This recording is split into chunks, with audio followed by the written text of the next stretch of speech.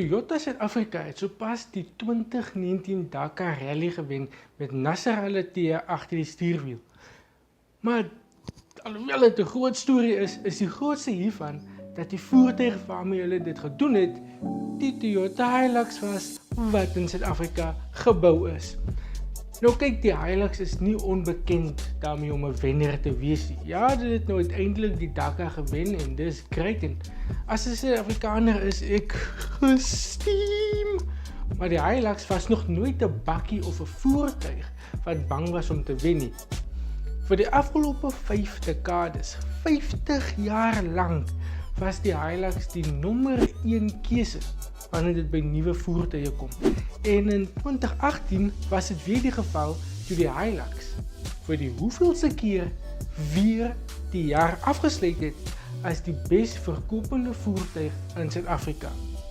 Die Hilux se swakste maand, die swakste maand in 2018 was April maand, toe 2600 eenhede verkoop was.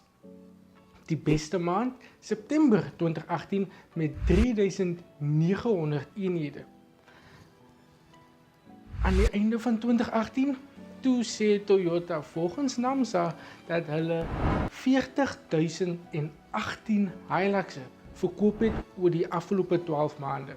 Dit beteken, tussen Januarie 2018 tot Desember 2018 het Toyota op average 3335 Hiluxe van die hand gesit elke liewe maand.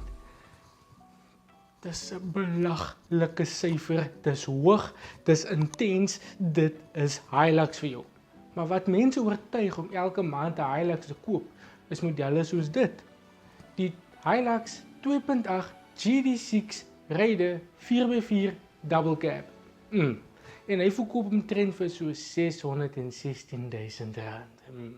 Maar die engine van hierdie bakkie is 'n 2.8 liter turbo diesel engine wat 130 kW en 420 Nm ontwikkel.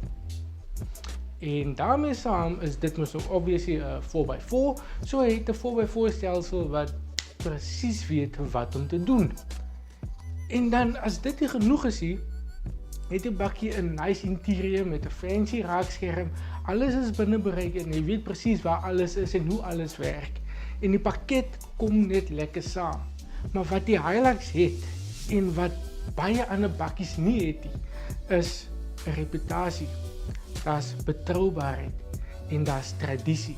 Tradisie dat oupa het 'n bakkie gekoop, sy seun het 'n bakkie gekoop en sy seun na hom het 'n bakkie gekoop. So in baie gevalle is die Hilux naam al vir 50 jaar in 'n familie. Dit is klein goedjies wat oor die jare seker gemaak het dat die Hilux die nommer 1 keuse is wanneer dit by bakkieverkope kom. En alhoewel die Hilux mos nou die 2019 Dakar gewen het, is dit maar net 'n klein aanduiding van hoe goed die bakkie werklik is.